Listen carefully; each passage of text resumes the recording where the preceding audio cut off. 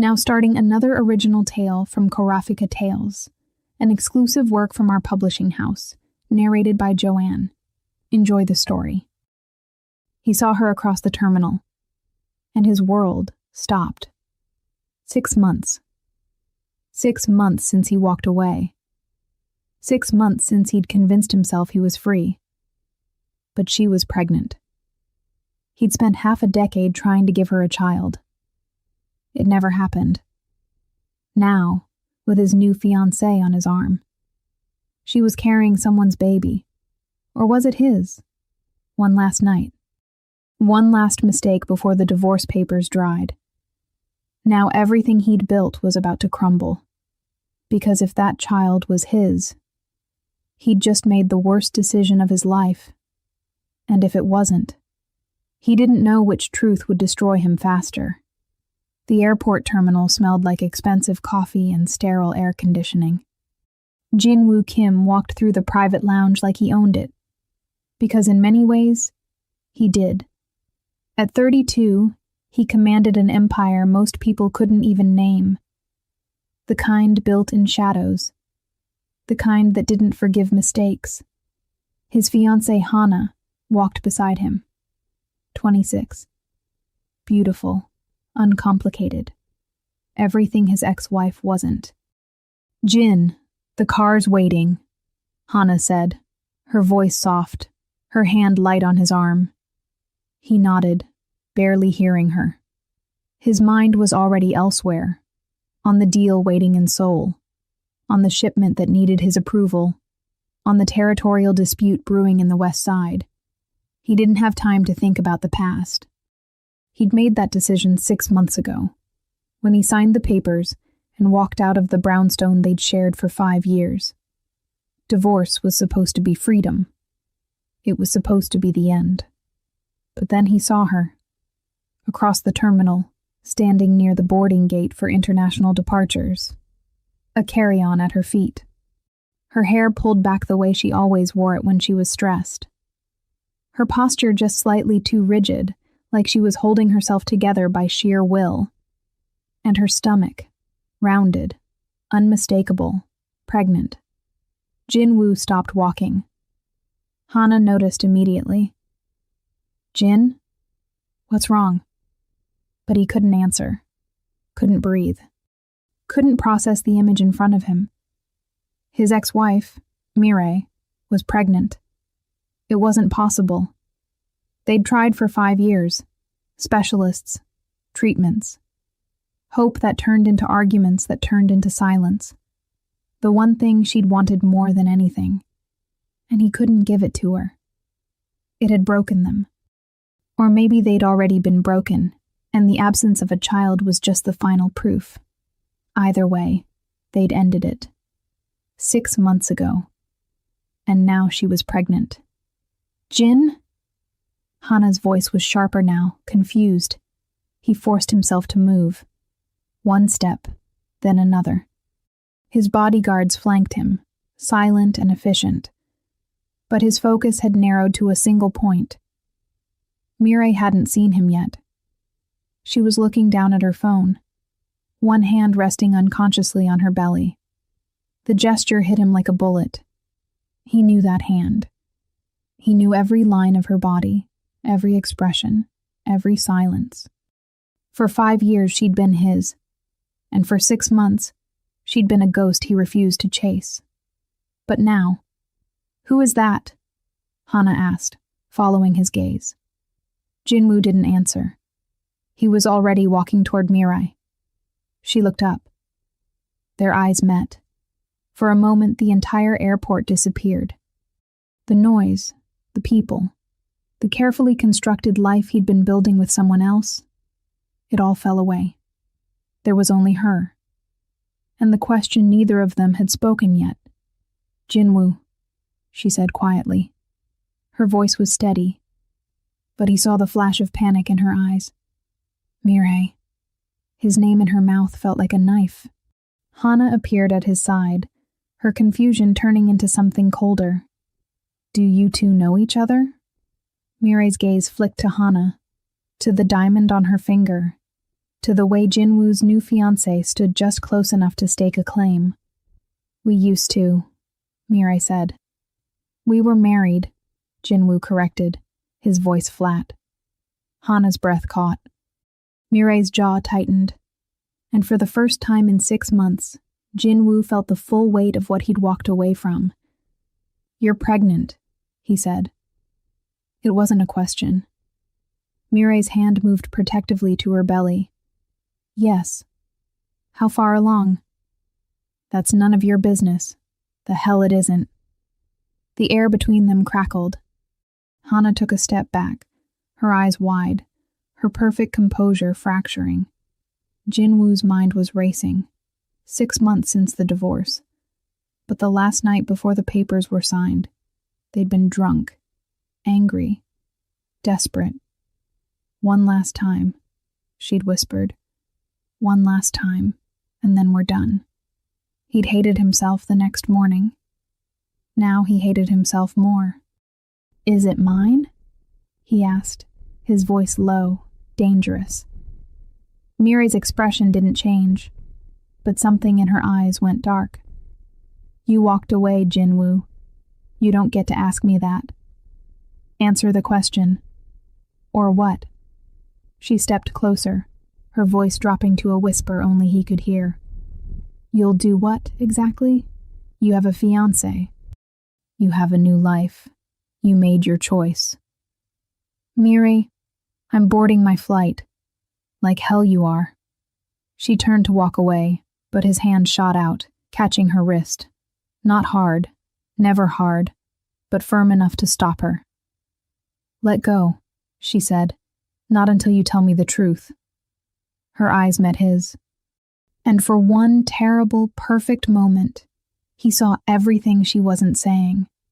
The hurt, the anger, the possibility that the child she was carrying might be his. Or might not be. "I don't owe you anything," she said softly.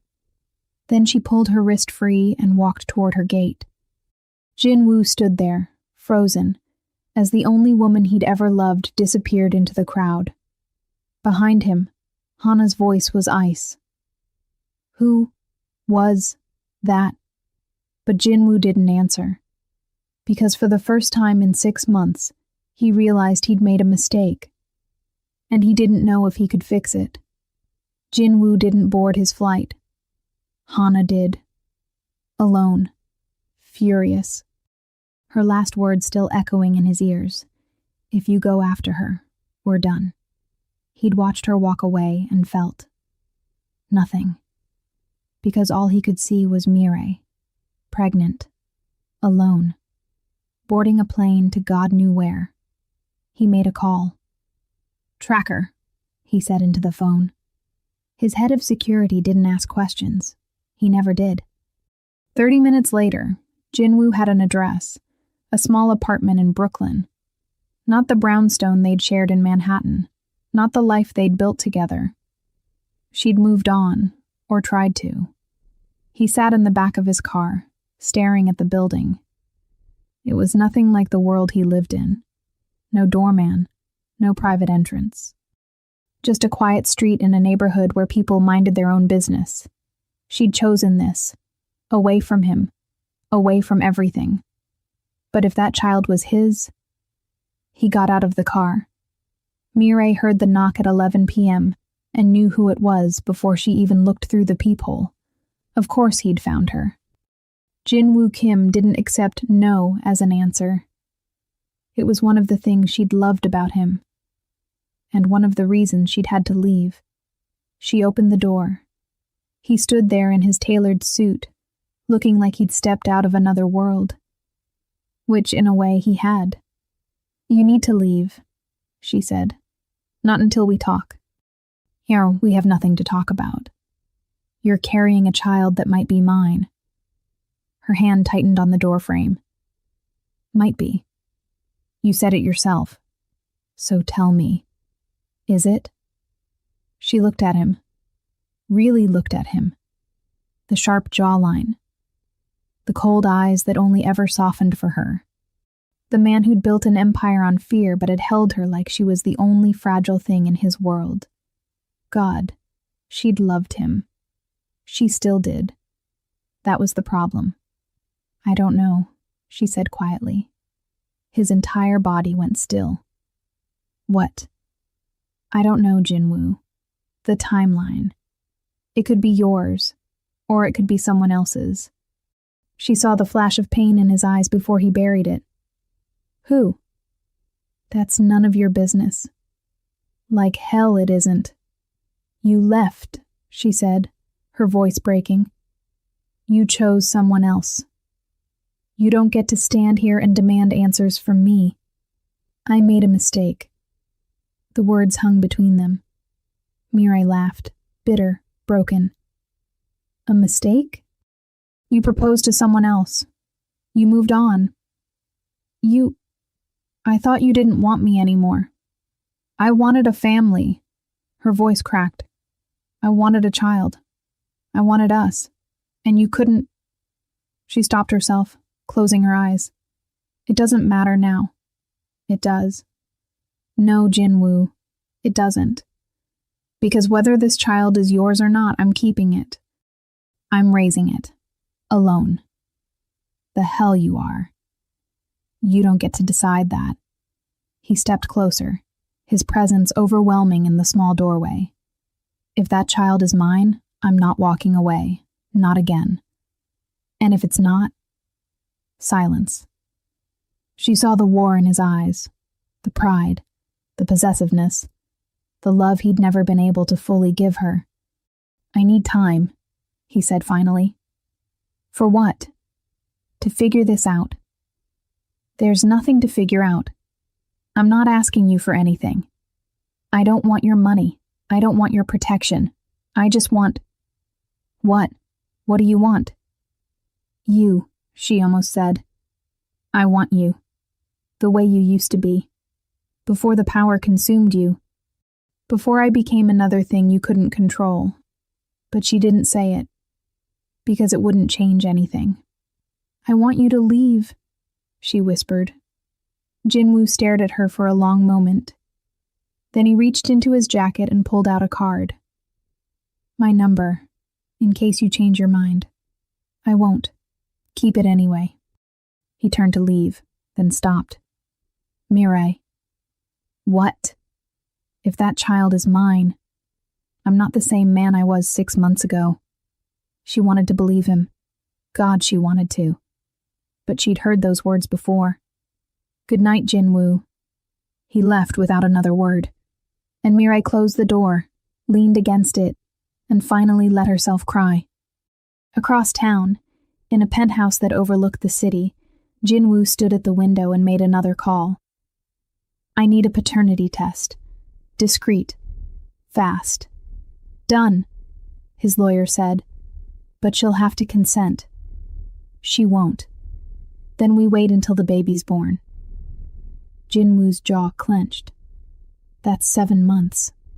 There's no other way. He hung up. 7 months. 7 months of not knowing, of watching her from a distance, of wondering if the child she carried was his, or proof that she'd moved on faster than he had. He poured himself a drink and stared out at the city he controlled. But for the first time in his life, Jinwoo Kim felt powerless. And he hated it. The next morning, Mirai woke to flowers outside her door. White roses. Her favorite. No card. But she knew. And despite everything, her heart broke a little more. Because he was trying. And she didn't know if that made it better or worse. The flowers kept coming. Every morning for 2 weeks. White roses, no card, no messages, just flowers. Mirai tried to ignore them. Tried to ignore the way her heart twisted every time she opened her door and saw them waiting. But it was impossible. Because she knew what they meant. I'm still here. I'm not giving up. She hated him for it. And she loved him for it. On the 15th day, there was a knock at her door. Not Jinwoo. A woman, mid-40s. Elegant. Cold. Mireille Choi? The woman asked. Yes? My name is Yuna Kim. I'm Jinwoo's mother. Mireille's blood went cold. She'd met Yuna exactly 3 times during her marriage. Once at the wedding, once at a family dinner that had ended in screaming, and once at the lawyer's office when the divorce papers were signed. Yuna Kim didn't do social calls. What do you want? Mireille asked. To make you an offer. I'm not interested. You haven't heard it yet. Mireille crossed her arms. I don't need to. Whatever you're about to say, the answer is no. Yuna smiled. Sharp. Dangerous. You're carrying a child that may or may not be my son's. I'm here to offer you a solution. A solution. A paternity test. Now, not after the birth. That's not possible. It is. Non-invasive prenatal paternity testing. A simple blood draw. Results in a week.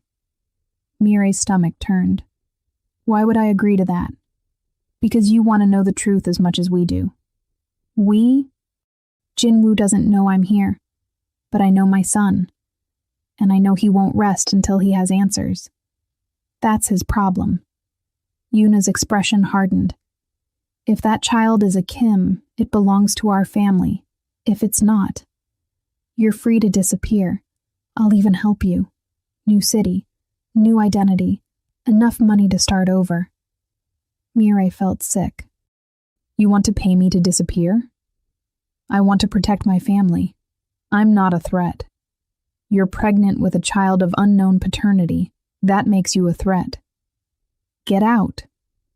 Yuna didn't move. Think about it. One test, one answer, and this all ends. I said get out. Yuna placed a card on the table. The offer stands. When you're ready. Then she left. Mireille stared at the card for a long time. Then she called Jinwoo. He answered on the first ring. Mireille, your mother came to see me. Silence. Then, what did she say? She offered me money to take a paternity test and disappear. God damn it. She heard him moving, his voice tight with fury. I didn't send her. I swear. I know. Do you? Yes, because she did. Yuna Kim acted on her own. She always had. I'll handle her, Jinwoo said. Don't. She had no right. Jinwoo. Mireille closed her eyes. I'll take the test. Silence. What? I'll take the paternity test, but on my terms. Not hers, not yours, mine. Okay. His voice was careful. What are your terms? You don't get the results until after the baby's born. Mireille. That's the deal. I'll take the test now, but neither of us sees the results until the baby's here. Until I know I can protect them. Until I know you're not going to... To what? You have 2 options. Keep watching short clips. Unlock the full story now. 14 full episodes. New content every week. Listen anytime, anywhere, no interruptions. Exclusive members-only area. Choose the story theme once a week. Scan the QR code now. Access is closing. To take them from me, she thought. To pull them into your world. To make them a Kim before they even have a chance to be anything else. But she didn't say that. Until I know you're ready, she said instead. Jinwoo was quiet for a long time. Then, fine, we do it your way. Good.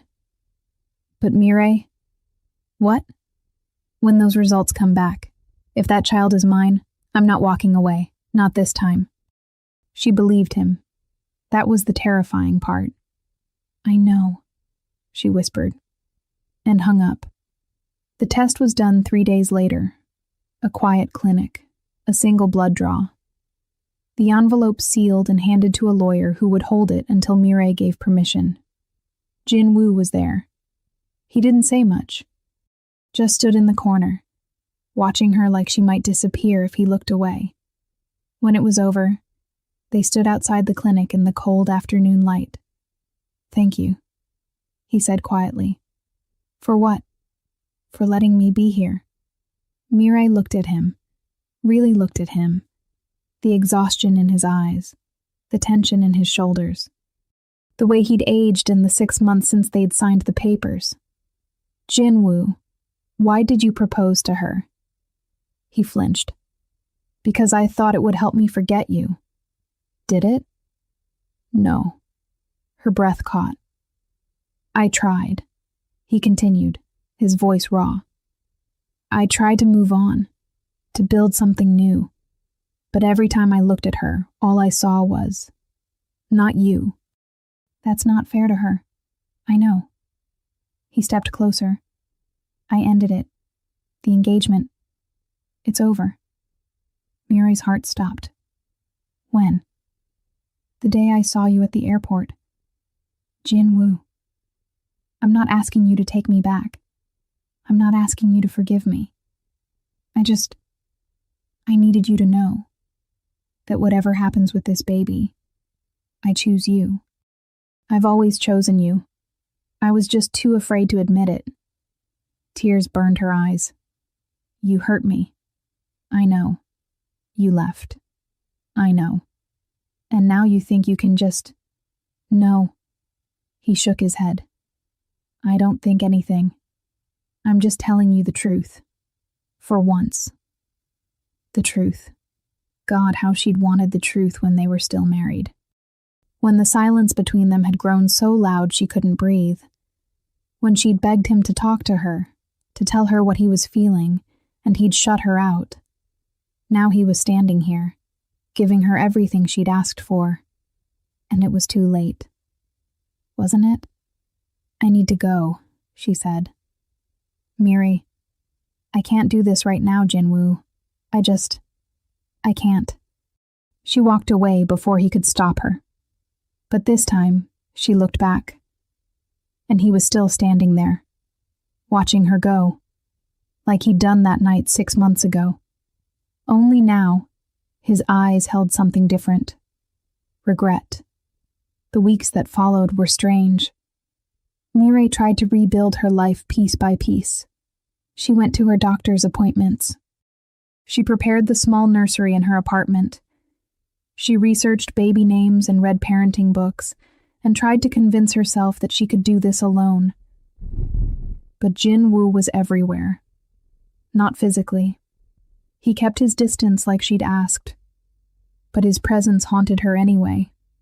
The flowers stopped, but other things appeared. A check in the mail. More money than she could spend in a year. She sent it back. A security detail that followed her from a distance.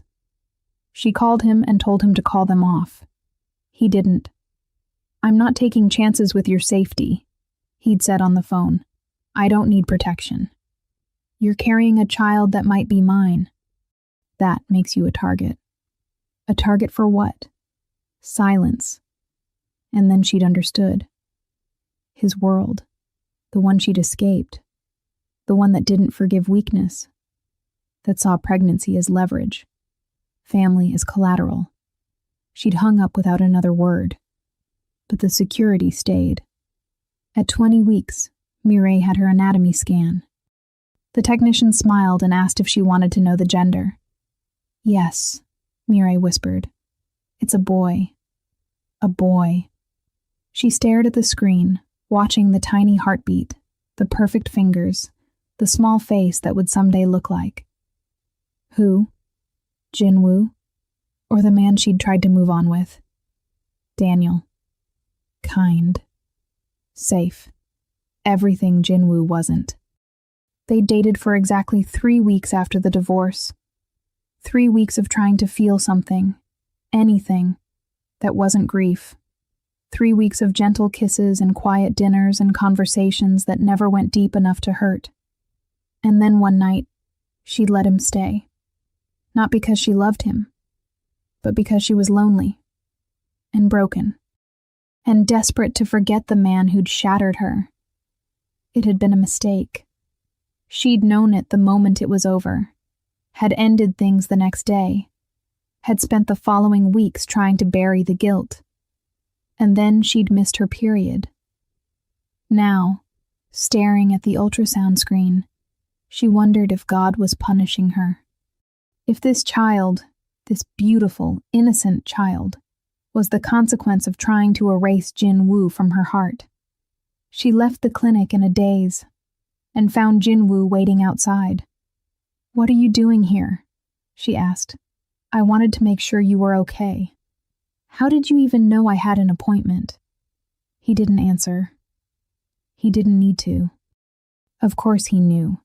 He knew everything. "You can't keep doing this," she said, exhausted. "Doing what?" "Watching me, following me, inserting yourself into my life like you have the right. If that's my son, you don't know that." "I know it's a possibility." She froze. "How did you—" "I have my ways." Of course he did. Mireille felt the tears coming and hated herself for it. "It's a boy," she whispered. Jin-woo's entire expression changed, softened, broke. "A son," he breathed. "Maybe, maybe not. We won't know until—" "I know. Jin-woo, I know he's mine, Mireille. I feel it." She wanted to argue, to tell him he was wrong, that intuition didn't mean anything. That DNA was the only truth that mattered, but she couldn't. Because she felt it too. 2 weeks later, everything changed. Mireille was walking home from the grocery store when the black SUV pulled up beside her. She knew immediately something was wrong. The men who stepped out weren't Jin-woo's security. They were older, harder, their eyes cold and calculating. "Mireille Choi?" one of them said. She took a step back. "Who are you?" "Friends of the family. We just want to talk." "I don't know you, but we know you." He smiled. It didn't reach his eyes. "We know you're carrying Jin-woo Kim's child, or at least that's what he thinks." Her blood went cold. "We also know," the man continued, stepping closer, "that Jin-woo has been distracted lately, making mistakes, losing focus, all because of you. I don't know what you're talking about. His enemies are watching, waiting, and a pregnant ex-wife? That's a weakness they can exploit. I'm not his wife anymore. Doesn't matter. You're still a liability." Another man appeared behind her. She was surrounded. "What do you want?" she asked, trying to keep her voice steady. "For you to disappear. Take the money. Leave the city. Forget Jin-woo Kim ever existed. And if I don't?" The man's smile widened. "Then we can't guarantee your safety, or the baby's." Mireille's hand moved protectively to her belly. Before she could respond, gunshots shattered the air. Not close, but close enough. The men scattered. Tires squealed, and suddenly Jin-woo was there, his security surrounding her, his hands on her shoulders. "Are you hurt?" he demanded. She couldn't speak, couldn't breathe. "Mireille, look at me. Are you hurt?" "No," she managed. "Get her out of here," Jin-woo ordered. "Now." She woke up in a penthouse she didn't recognize. Jin-woo was sitting beside the bed, his head in his hands. "Where am I?" she asked. He looked up. The relief in his eyes was overwhelming. "Somewhere safe." "What happened?" "Rivals. They were trying to intimidate you." "To get to me." "Who were they?" "It doesn't matter. They won't touch you again." Mireille sat up slowly, her head spinning. "You can't promise that." "I can, and I will. Jin-woo, this is exactly why I left. This world, your world, it's dangerous. And now you're dragging me back into it. I'm not dragging you anywhere. I'm protecting you." "I don't want your protection. I want—" Her voice broke. "I want my baby to be safe. And as long as I'm connected to you, he won't be. Jinwoo stood abruptly. You think I don't know that? You think I don't hate myself for putting you in danger? Then let me go. I can't. Why not? Because I love you. The words exploded out of him, raw, desperate. Because I've loved you since the day I met you. Because walking away from you was the worst mistake of my life. And I know I don't deserve you. I know I've hurt you. But I can't. I won't lose you again. Not to my enemies. Not to anyone. Miri stared at him, tears streaming down her face. You left me, she whispered. You chose your empire over me. I was wrong. You can't just say that and expect everything to be okay. I know. He knelt beside the bed, taking her hand. I know I broke us. I know I shattered everything we had. But Miri, if you give me one more chance, just one, I swear to you I'll spend the rest of my life proving I've changed. How? She asked, her voice breaking. How do you change a world built on violence? How do you walk away from an empire? I don't know, he admitted. But I'll figure it out. For you, for our son. He might not be yours. He is. Jinwoo's grip tightened. In my heart, he already is. And even if the DNA says otherwise, I don't care. I love you. And I'll love any child you carry. Because he's part of you. The words shattered her. Because she'd waited 5 years to hear them. And now, when everything was broken beyond repair, he was finally saying them. I need time, she whispered. I'll give you all the time you need. And I need you to promise me something. Anything.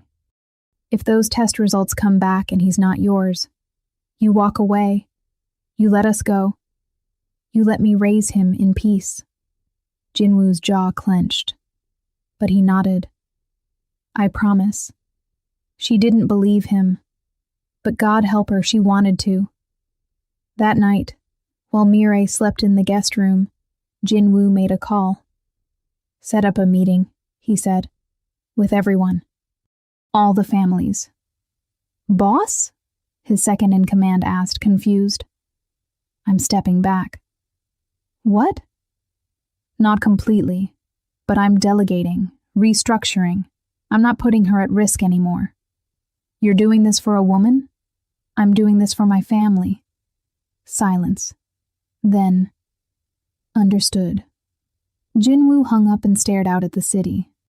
For 15 years, he'd built an empire. For 15 years, he'd been untouchable.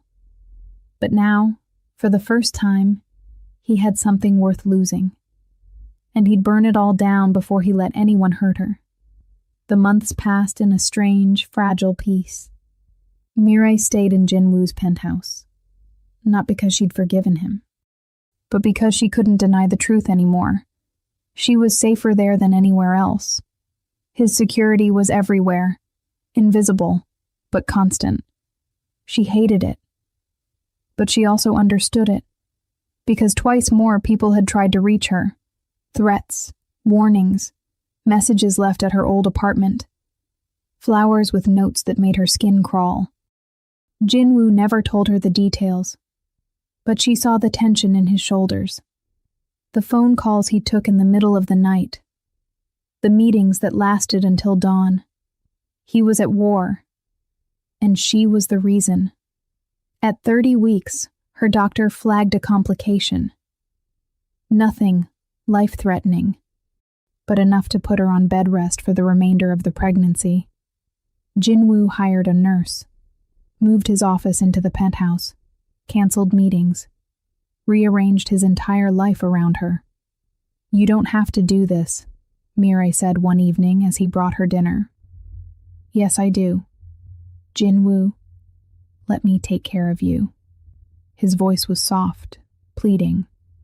It's the only thing I'm good at anymore. She wanted to argue, to push him away, to protect herself from falling for him again. But she was tired. Tired of fighting, tired of pretending she didn't still love him, tired of holding on to anger that only hurt her. So she let him stay, and slowly, carefully, they began to rebuild. They didn't talk about the past, not directly, but late at night when she couldn't sleep and he sat beside her reading contracts, they talked about everything else. "What do you want to name him?" Jinwoo asked one night. Mirai looked up from her book. "I don't know yet. Do you have a list?" "A few options." "Tell me." She hesitated. Then, Minjun, it means clever and handsome. Jinwoo smiled. Actually smiled. "I like it." "Yeah?" "Yeah." He paused. "What about a middle name?" "I was thinking, something American, so he feels at home here." "Like what?" "James, or Alexander." Minjun Alexander Kim.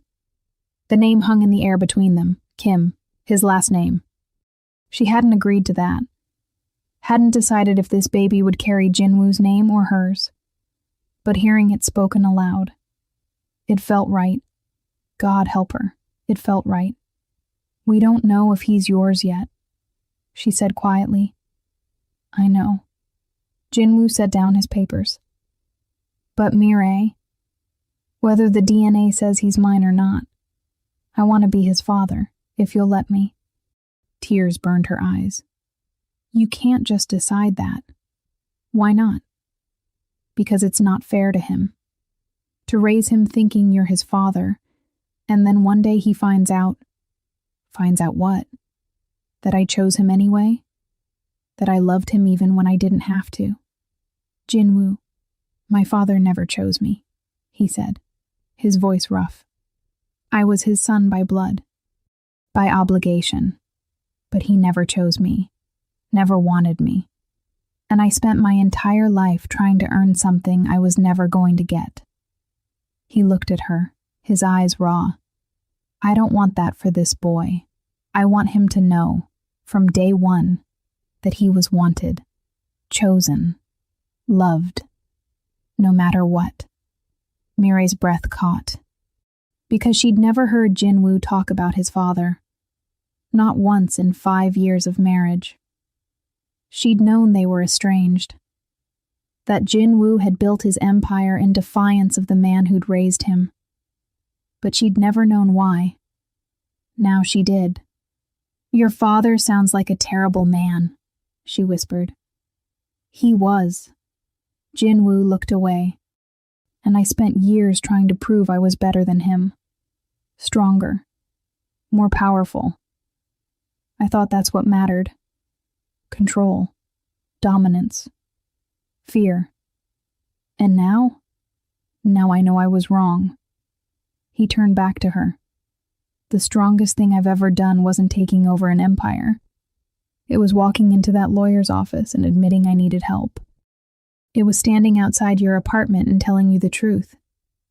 It's sitting here, every night, waiting for you to forgive me. Jinwoo, I'm not asking you to forget what I did. I'm just asking you to let me try, to let me be the man you deserved the first time." Mirai reached out and took his hand. For the first time in months, she didn't pull away. "Okay," she whispered. "Okay. Okay, you can try." The relief in his eyes nearly broke her. At 35 weeks, Mirai woke up to wetness between her legs. Her water had broken. "Jinwoo," she called, her voice tight with panic. He was at her side in seconds. "What's wrong?" I think it's time." His face went pale. Then, action. He called the doctor, grabbed the hospital bag, carried her to the car with a gentleness that made her want to cry. The drive to the hospital was a blur. Jinwoo held her hand the entire way, whispering reassurances she couldn't quite hear over the roaring in her ears. This was happening. She was about to have a baby, and she still didn't know who the father was. Labor was brutal. 22 hours of pain that rewrote her understanding of suffering. Jinwoo never left her side. He held her hand through every contraction, whispered encouragement when she screamed that she couldn't do it, wiped her forehead with a cool cloth when the exhaustion nearly dragged her under. "You're doing so good," he murmured. "So good, Mireille. He's almost here. I can't. You can. You're the strongest person I know. Jinwoo, I'm here. I'm not going anywhere." And he wasn't. Even when the nurses tried to make him leave during shift change. Even when the doctor suggested he take a break. Even when Mireille screamed at him that this was all his fault. He stayed. At 3:47 a.m., Minjun Alexander was born. 6 pounds, 4 ounces. Perfect lungs, perfect fingers, perfect everything. The nurse placed him on Mireille's chest and the world stopped. He was beautiful. Dark hair, tiny fists. A small scrunched face that looked simultaneously ancient and brand new. "Hi, baby," Mireille whispered, tears streaming down her face. "Hi, I'm your mama." Beside her, Jinwoo stood frozen. She looked up at him, saw the tears on his face, the absolute awe in his expression. "Do you want to hold him?" she asked softly. Jinwoo nodded, unable to speak. The nurse helped transfer Minjun into his arms, and Mireille watched as Jinwoo Kim, the man who commanded an empire, who inspired fear in grown men, who'd built a life on violence and control, completely fell apart holding a 6-pound baby. "He's perfect," Jinwoo breathed. "God, Mireille, he's perfect." "Yeah," she whispered. "He is." For a moment, it didn't matter whose DNA was coded in Minjun's cells. It didn't matter what the sealed envelope in the lawyer's office said. This was their son, and nothing would ever change that. 3 days later, they sat in the hospital room, Minjun sleeping peacefully in Mireille's arms. The lawyer had called. The paternity results were ready. "Do you want to know?" Mireille asked quietly. Jinwoo looked at her, then at the baby. "No," he said. "No. I don't care what it says. He's mine. He's ours. That's all that matters." "Jinwoo, I mean it." He took her hand. "I don't need a piece of paper to tell me I'm his father. I decided that the day you told me you were pregnant. And nothing will change my mind." Mireille's throat tightened. "But what if—" "There's no what if. I love you. I love him. That's the only truth I need." She stared at him for a long moment. Then she looked at the sleeping baby in her arms and made a decision. "Open it," she said. "Mireille, open it. I need to know. We both do." Jinwoo hesitated. Then he called the lawyer. 10 minutes later, the envelope arrived. He held it in his hands, staring at it like it might explode. "Together," Mireille said. He nodded. They opened it together. Inside, a single sheet of paper. Jinwoo read it first. His entire body went still. Then he looked at her, tears streaming down his face.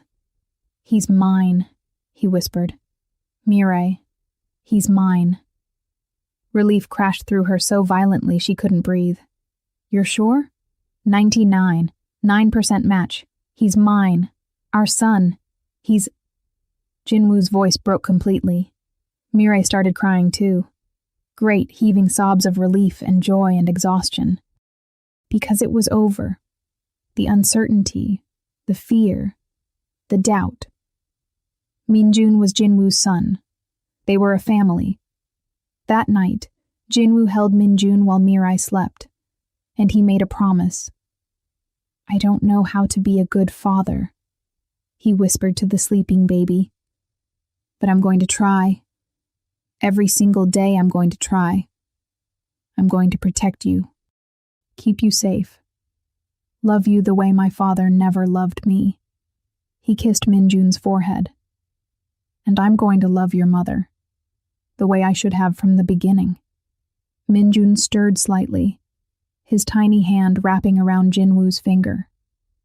And Jinwoo Kim, the most powerful man in the city, finally understood what real strength was. It wasn't control, it wasn't fear, it was this: holding his son, choosing love, and never, ever letting go. 6 months later, the penthouse had transformed. What had once been cold, minimalist luxury was now chaos. The beautiful chaos of a baby learning to sit up, toys scattered across expensive rugs, bottles drying by the sink, and a mobile playing soft music in the nursery. Mirai sat on the floor, watching Minjun grab at a plush elephant, his laugh pure and unfiltered joy. She'd never been happier. It terrified her sometimes, this happiness. Like it was too fragile to last. Like any moment, something would shatter it. But Jinwoo had kept every promise. He'd stepped back from the most dangerous parts of his business. Delegated. Built structures that didn't require his constant presence. He still worked, still commanded respect, still held power, but differently.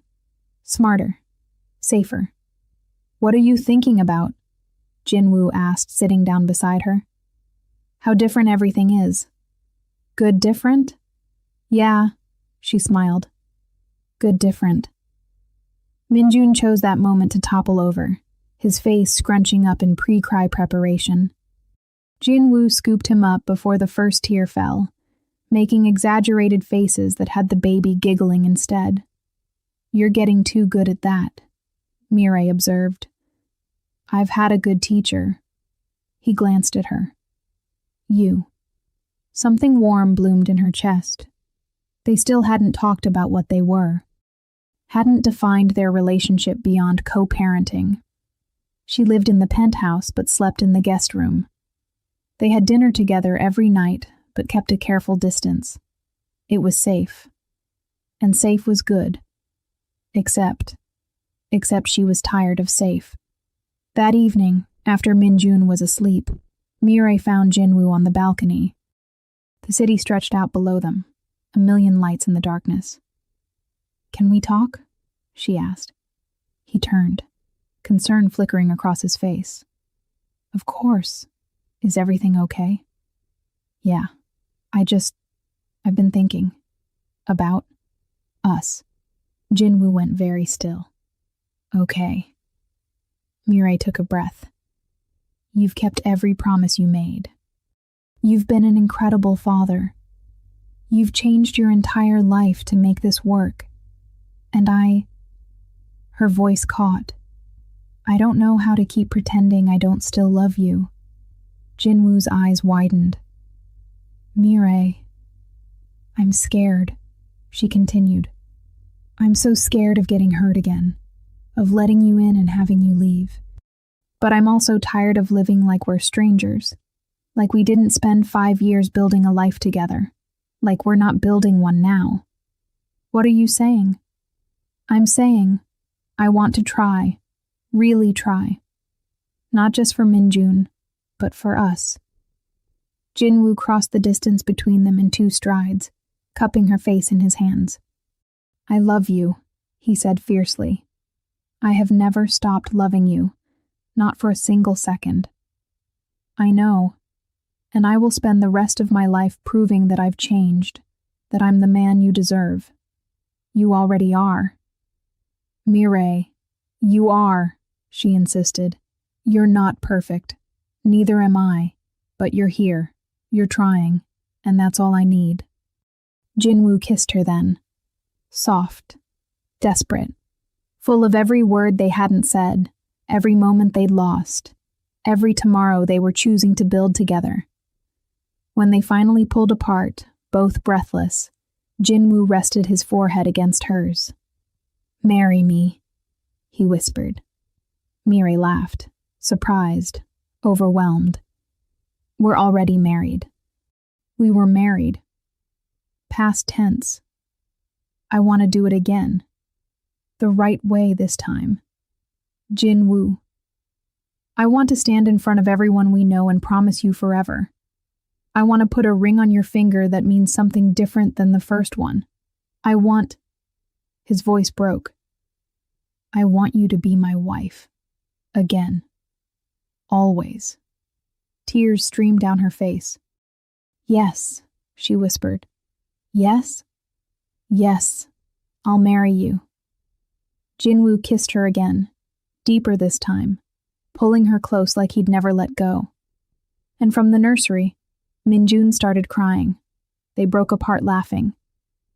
"I'll get him," Jinwoo said. "We'll both go." Hand in hand, they walked back inside, back to their son, back to their life, back to the family they'd built from the ashes of everything they'd lost.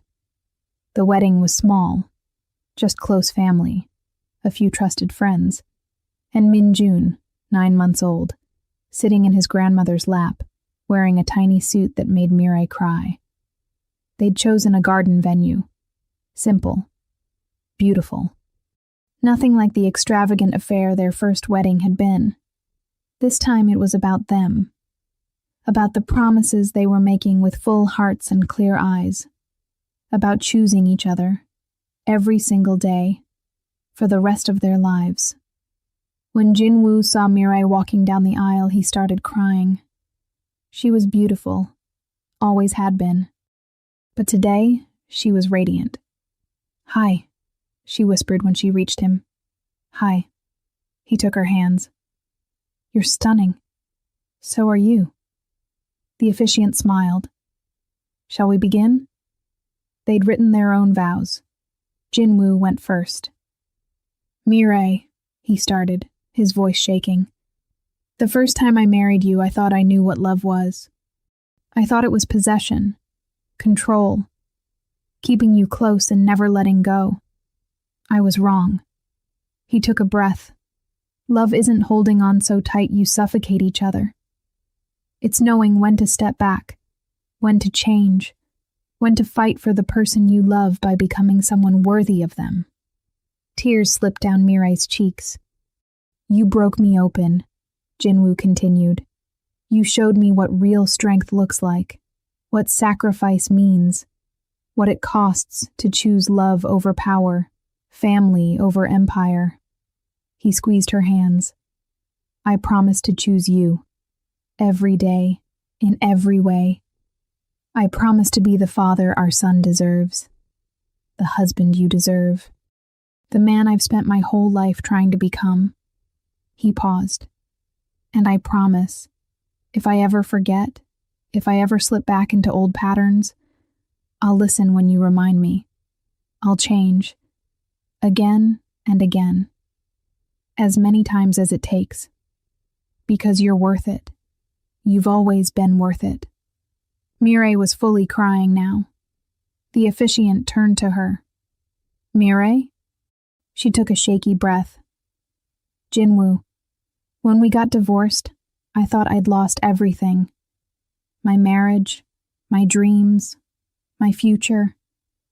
I thought I'd never be whole again." She smiled through her tears. "But I was wrong. Because losing you taught me something I'd forgotten. I don't need someone else to complete me. I'm already whole, already enough, all on my own." Jinwoo's eyes glistened. "And that's why I can stand here today and marry you again. Not because I need you, but because I choose you. Because I want to build a life with you. Not as two halves trying to become one, but as two whole people choosing to walk the same path." She wiped her eyes. "I promise to forgive you when you mess up, to call you out when you're wrong, to support you when you're right, to be your partner, your equal, your best friend. And I promise to love you, not the perfect version of you, not the man you think you should be, but the real you, flaws and all. Because that's the man I fell in love with. There wasn't a dry eye in the garden." The officiant cleared his throat. "By the power vested in me, I now pronounce you husband and wife." Again, everyone laughed. "You may kiss." Jinwoo didn't wait. He pulled Mirai into his arms and kissed her like it was the first time and the last time and every time in between. Their guests erupted in applause. Minjun started clapping too, even though he had no idea what was happening. And Mirai knew, in that perfect moment, that everything they'd survived, every fight, every tear, every moment of doubt, had been worth it. Because this was real. This was forever. This was home. 2 years later, Minjun ran through the penthouse, his laughter echoing off the walls. "Appa, Appa, watch me!" Jinwoo looked up from his laptop just in time to see his son execute a perfect somersault and land flat on his face. "Minjun!" But the toddler was already up, giggling. "I okay?" Jinwoo shook his head, smiling. "You're going to give me a heart attack." "That's what kids do," Mirai said, walking in with her hands on her very pregnant belly. Jinwoo stood immediately. "Should you be walking around?" "I'm pregnant, not broken." "You're 8 months pregnant." "Exactly. 8 months, not 9. I can still walk." Minjun ran over and pressed his ear to Mirai's belly. "Hi, baby sister." "What do you hear?" Mirai asked, running her fingers through his hair. "Nothing." "She's sleeping." Jinwoo crouched down beside him. "You excited to be a big brother?" Minjun nodded enthusiastically.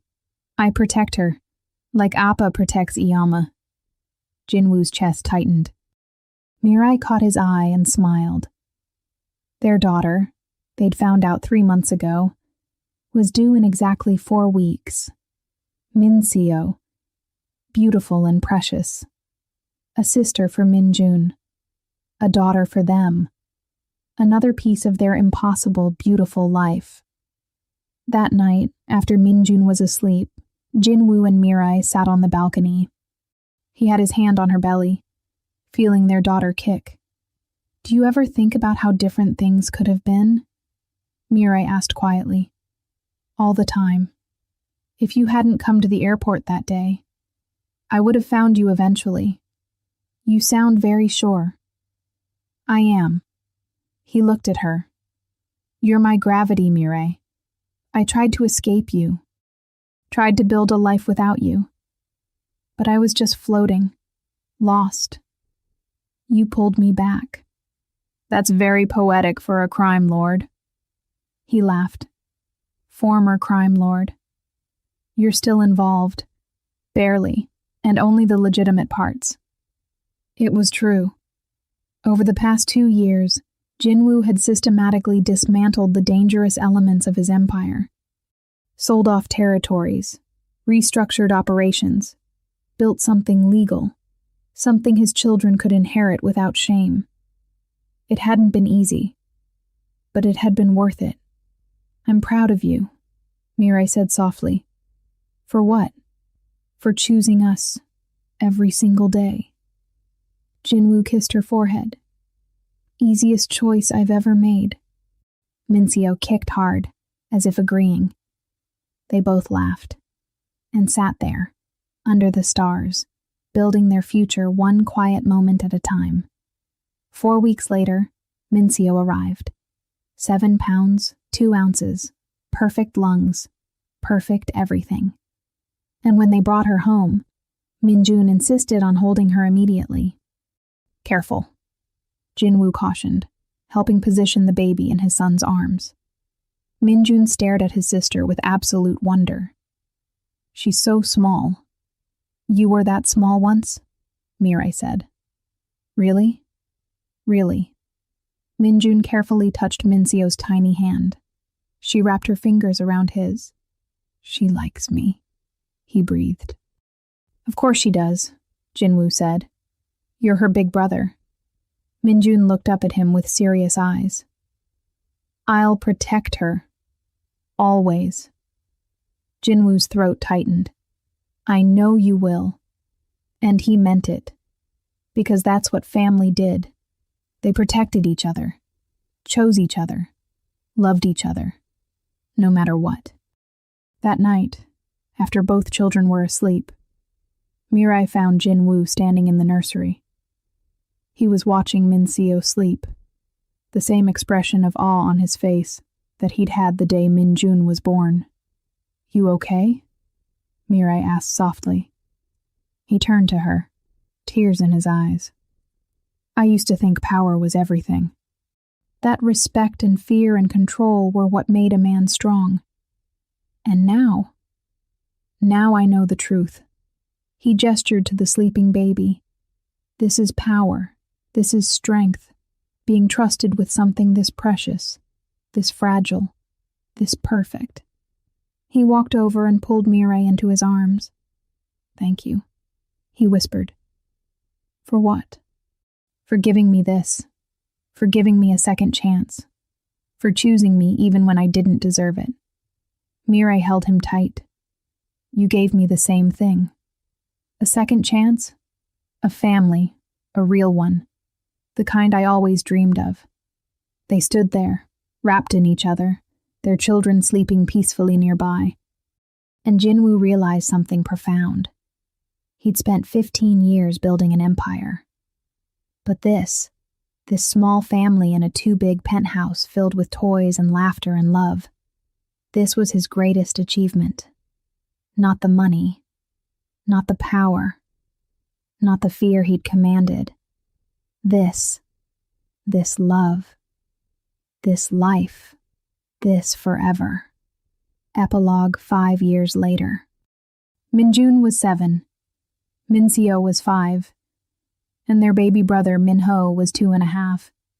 The penthouse had long since been abandoned for a house in the suburbs, one with a yard, a swing set, a treehouse Jinwoo had built himself, with minimal help from professionals.